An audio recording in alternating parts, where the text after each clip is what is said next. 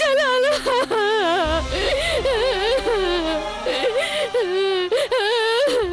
జలాల్ నా బంగారం జలాల్ నా జలాల్ జలాల్ జలాల్ बड़ी अम्मी जान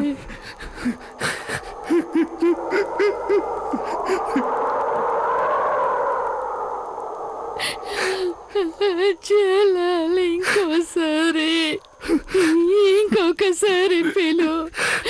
ఇంకొకసారి పిలు జలాల్. बड़ी अम्मी जान బడి అమ్మి बड़ी अम्मी మీరు మా బడి అమ్మి జాన్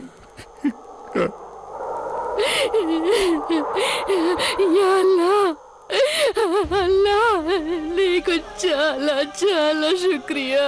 నా నా తల్లి పదవి మళ్ళీ నాకు ఇచ్చేశారా మీరు? ఏమిటి ఏమైంది ఏమైపోయింది మీకు? ఇంతకంటే మీరు నా తల నరికించేయచ్చు కదా. కానీ బడి అమ్మి చానని నేను ఎందుకు పిలవట్లేదు జలాల్? ఎందుకు నాకు అంతటి శిక్ష విధించావు? ఎందుకు ఆ శిక్ష విధించావు?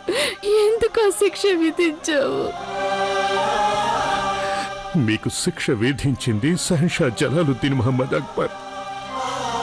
కానీ ఇప్పుడు మిమ్మల్ని చూడటానికి వచ్చింది మీ జలాలుద్దీన్. ఎలా ఉన్నారు మీరు? నిజం చెప్పమంటారా? నాకు బ్రతకాలని ఉంది జలాల్.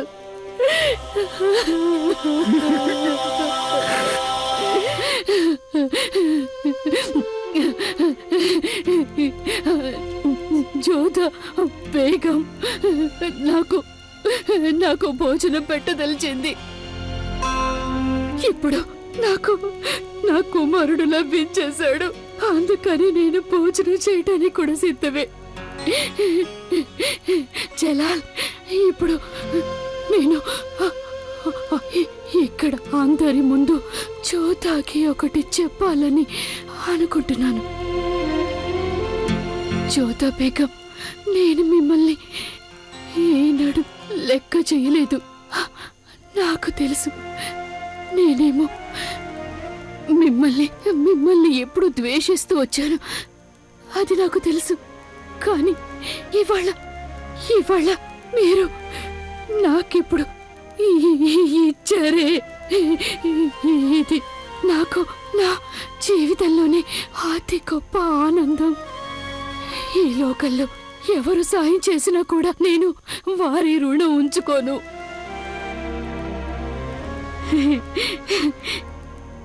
నేను మహామంగని. నేను కూడా ఎవ్వరికీ రుణపడి ఉండను.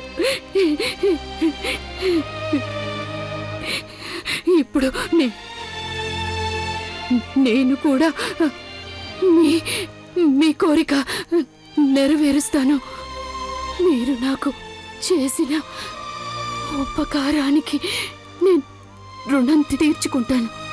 నేను మీకు జలాల్కి శాపం పెట్టాను కదా. ఇవాళ నేను అందరి ముందు అంటున్నాను, నేను పెట్టిన శాపాన్ని వెనక్కి తీసుకుంటున్నాను.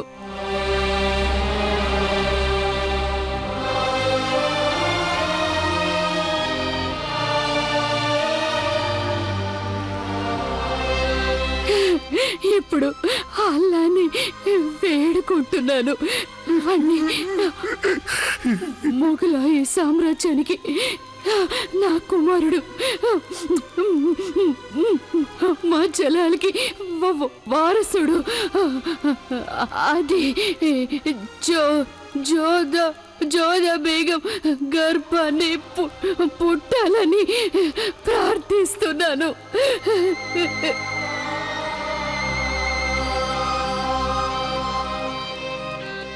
మీరు చాలా మంచివారు.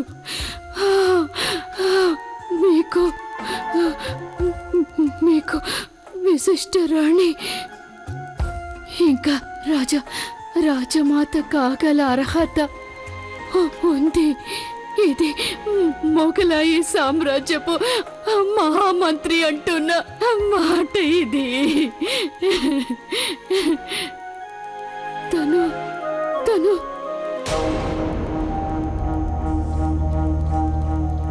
మున్ముందు నీ పొగరు దిగిపోతుంది.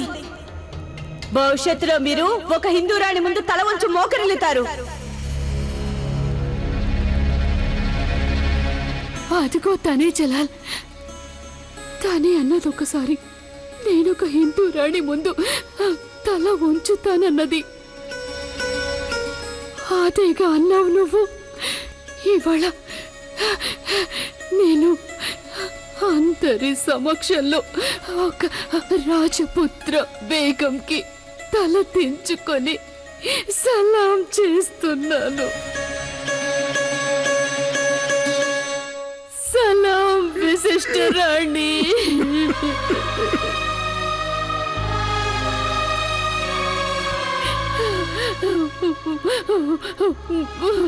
మీరు మాకు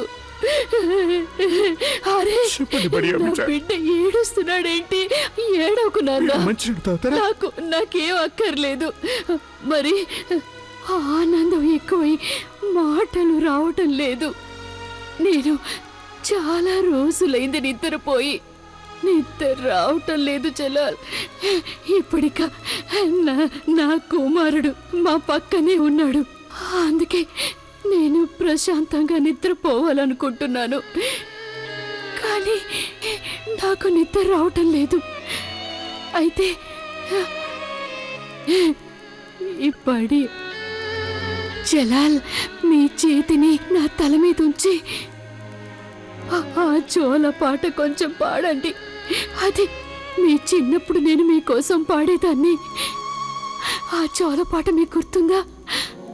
దేవతలే దిగి వచ్చి నిన్ను నిద్రపుచ్చాలి, స్వప్నాల జగత్తులో నిన్ను విహరింపజేయాలి, వెన్నెలనే పడక వేసి తారల్ని దుప్పటిగా కప్పి నిదురపోవయ్యా, మీ అమ్మ పాడేను ఈ లాలి పాట.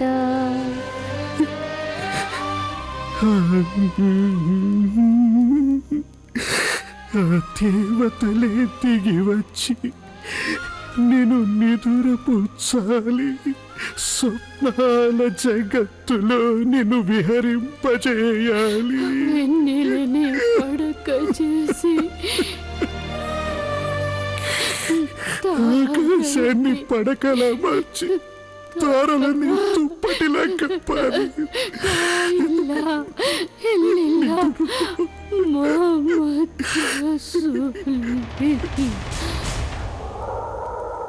బడి అమ్మే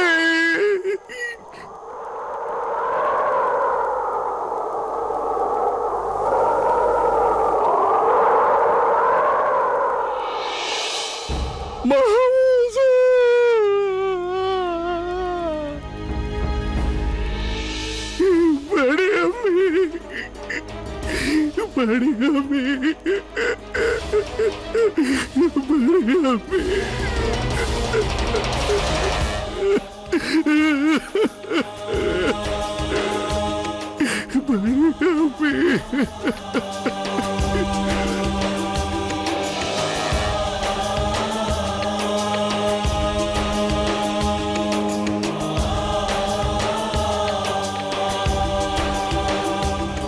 ఈరోజు ప్రశ్న, అక్బర్ ఏ భార్య సన్నిధిలో ప్రశాంతంగా ఉన్నాడు? ఏ జోదా బేగం, బి రుకియా బేగం.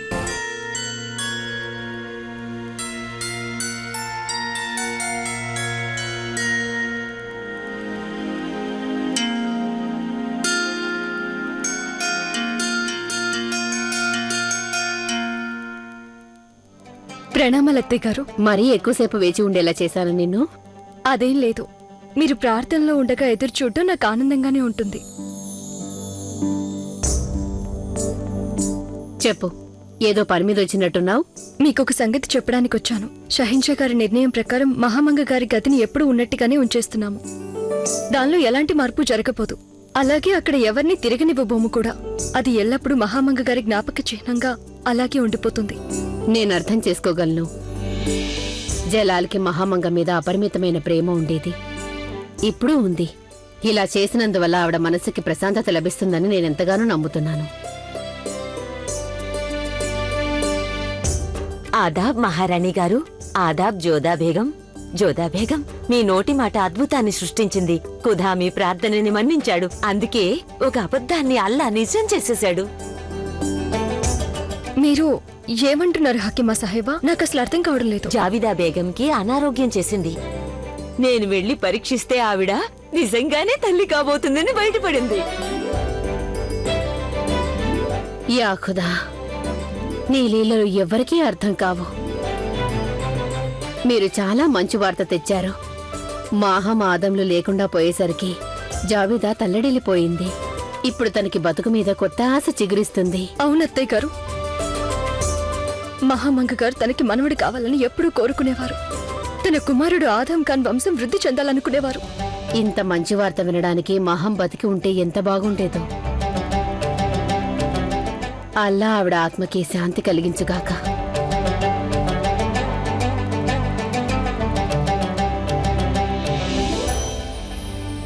సాగే కాలం ఎవరి కోసం ఆగదు, ముందుకు సాగుతూనే ఉంటుంది. ఎన్నో జ్ఞాపకాలు వదిలి సాగిపోతుంది. ఆదంఖాన్ని గద్దె మీద చూడాలని కలలుగన్న మహామంగ ఈ లోకం నుంచి వెళ్లిపోయినా కూడా తన జ్ఞాపకాల్ని మాత్రం ఇక్కడే వదిలి వెళ్లిపోయింది. ఈ జ్ఞాపకాల్లో ముఖ్యమైంది ఆవిడ పెట్టిన శాపం గురించిన భయం. ఆవిడ మరణించిందే గాని ఆవిడ పెట్టిన శాపం ఇంకా జీవించే ఉంది. ఎంత ప్రయత్నించినా ఎవరూ దాన్ని మర్చిపోలేకపోతున్నారు.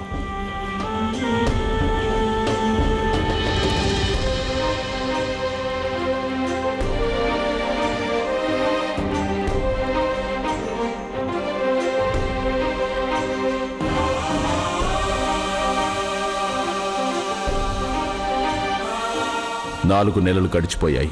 ఈ 4 నెలల్లో జోదా బేగం బాగోగులు చూసుకుంటూ రుకయ్యా బేగం ఆవిడికి ఎంతో సన్నిహితురాలైపోయింది. రుకయ్యా బేగం ఏ రోజూ తన కోసం గడపనంత కాలం జోదా బేగం కోసం గడుపుతున్నారు.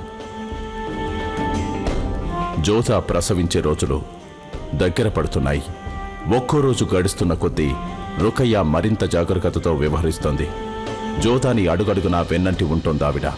జోదా బేగం ఏం చేసినా రుకయ్య బేగం అనుమతి అవసరమయ్యేది. ఇప్పుడు ఆవిడ జోదా బేగంని ఒక వైద్యురాలి దగ్గరికి తీసుకెళ్తోంది. ఆ వైద్యురాలు ఆగ్రా నగరానికి కొంచెం దూరంలో నివసిస్తోంది. జోదా బేగం, మీరు ఇబ్బంది లేకుండా కూర్చున్నారుగా? నేను పూర్తిగా బాగున్నాను, కానీ మీరే నా సమస్యలకి మూల కారణం అవుతున్నారు. నేనా? అంతేగా మరి. ఎప్పటినుంచో మీ దృష్టి అంతా నా మీదే ఉందిగా రుకయ్య బేగం. మీరు మమ్మల్ని ఎంతో జాగ్రత్తగా చూసుకుంటున్నారు. మిమ్మల్ని జాగ్రత్తగా చూసుకుంటున్నానని ఎవరు చెప్పారు మీకు? నేను నాకు లభించనున్న సంతానం గురించి జాగ్రత్త పడుతున్నాను. దానికి కూడా మీరు అంత శ్రమ పడవలసిన అవసరం లేదు రుకయ్య బేగం. నాకు ఎలాంటి శ్రమ అనిపించలేదు. మీకు శ్రమ కలగకుండా ఉంటే చాలు. అందుకే నేను మిమ్మల్ని వైద్యురాలు హకీమా సాయిరా దగ్గరికి తీసుకెళ్తున్నా. అందుకు అసలు షెహన్షా అసలు ఒప్పుకోనే లేదు. నా తంటాలు పడి ఎలాగో వారిని ఒప్పించాను. ఇంతమంది దాసులు ఉన్నారు కదా, నేను వారిలో ఎవరినైనా తోడు తీసుకువెళ్ళొచ్చు. మీరేమో అనవసరంగా శ్రమ పడుతున్నారు. లేదు జోదా బేగం, మీ విషయంలో నాకు ఎలాంటి శ్రమ ఉండదు. అంతేకాక షెహన్షా గారి ఆదేశం ఏంటంటే మిమ్మల్ని జాగ్రత్తగా చూసుకోమని చెప్పారు. మరి నేను షెహన్షా ఆదేశాన్ని ఎలా ఉల్లంఘించగలను?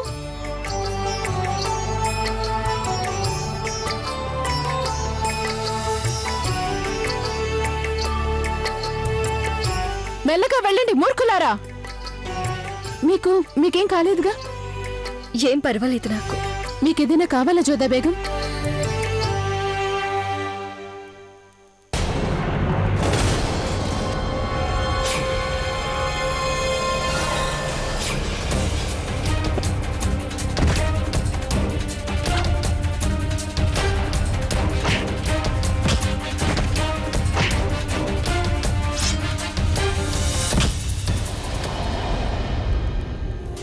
తరువాతి దళం.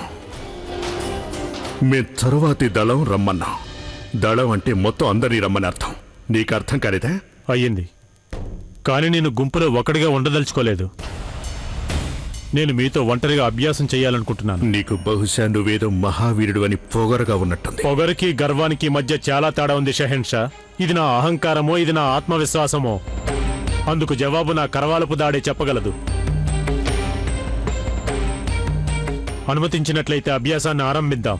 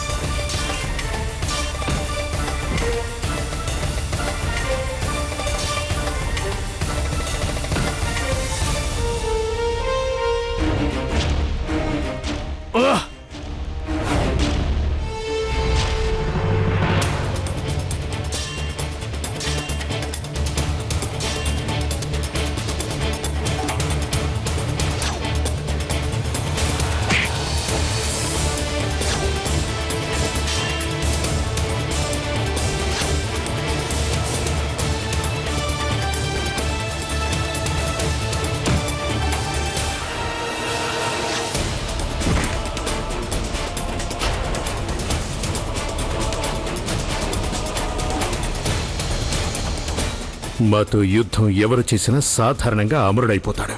ఒక యోధుడికి ఉండవలసిన లక్షణం అదే షహెన్షా. విజయమో వీర స్వర్గమో. మేము నిరాయుధునిపై ఆయుధం ప్రయోగించాం.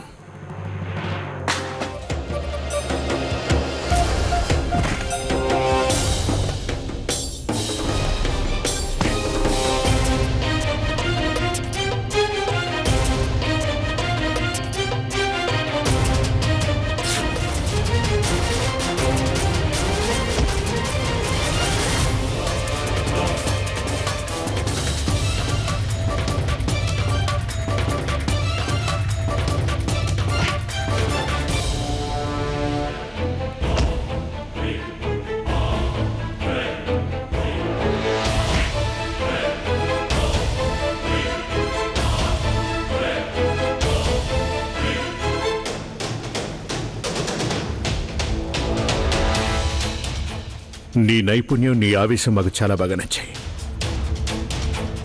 అసలు నీ పేరేంటో చెప్పు. షెహన్షా, నా పేరు సుజిత్ సింగ్. నేనొక రాజపుత్ర వీరుణ్ణి. నువ్వొక రాజపుత్రుడు అయి ఉండి కూడా ఒక మొఘలాయి భాషని ఎందుకు సేవిస్తున్నావేంటో మేము తెలుసుకోవచ్చా? మీ సాటి రాజపుత్రుడు మమ్మల్ని వేరే మతం వాడిగా అనుకోవటం లేదా ఏమిటి? షెహన్షాగా తన కర్తవ్యం ఏమిటంటే ప్రజల్ని పాలించటమే. అతని దృష్టిలో అందరి పట్ల సమాన గౌరవభావం ఉంటుంది. తన ప్రజలను పాలించడమే, తన ప్రజల క్షేమాన్నే ప్రధానంగా భావిస్తాడతడు. ఒక రాజపుత్ర వీరుడు ప్రజల్ని పాలించే తన కర్తవ్యాన్ని చిత్తశుద్ధితో పాటించే షెహన్షాను సదా గౌరవిస్తాడు. మహా అద్భుతం. నీ భావాలు కూడా నీ యుద్ధ నైపుణ్యంలాగే ఉత్తమంగా ఉన్నాయి. నీ వంటి వీరుడైన సైనికులుండగా ఏ భాష గాని అతని సామ్రాజ్యం కాని ఎన్నడూ కూడా తలవంచదని మా ప్రగాఢ విశ్వాసం. మాన్సింగ్, నాగోర్లోని సైనిక బలంలో ఇతనిలాంటి సాటిలేని వీరులు ఉండటం చాలా అవసరం. ఇతన్ని వెంటనే అక్కడ నియమించండి. చివరిగా మేము నీకు చెప్పేది ఏమిటంటే, రాజపుత్రులతో ఒకప్పుడు మాకు శత్రుత్వం ఉండేది, తర్వాత అది స్నేహంగా మారింది, తర్వాత బంధుత్వం ఏర్పడింది. ఇవన్నీ చూస్తే మాకేమనిపిస్తోందంటే మా జీవితం మీతో పాటే ముడిపడి ఉంది అనిపిస్తోంది.